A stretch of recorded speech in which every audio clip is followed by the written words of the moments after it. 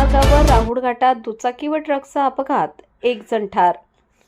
दिनांक 31 जानेवारी 2026 रोजी सायंकाळी 7:30 वाजता राहुळ घाटात दुचाकी क्रमांक MH15 EU 7724 याला ट्रक क्रमांक MH12 HD 8811 मालेगावकडून चांदवडकडे जात असणाऱ्या दुचाकीला ट्रकने पाठीमागून धडक दिल्याने अपघात झाला.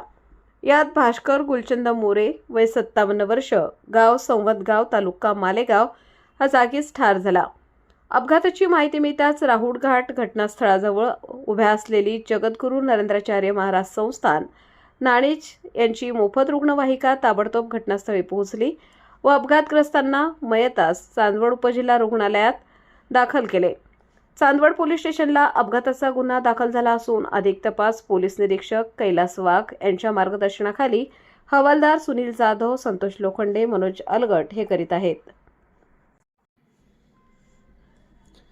आपल्या जिल्ह्यातील व तालुक्यातील बातम्या आणि जाहिराती बघण्यासाठी DJ महाराष्ट्र न्यूजला सबस्क्राईब व लाईक करा. संपर्क 98 22 49 99 40 89 83 15 04 60. मुख्य संपादक देविदास जाधव.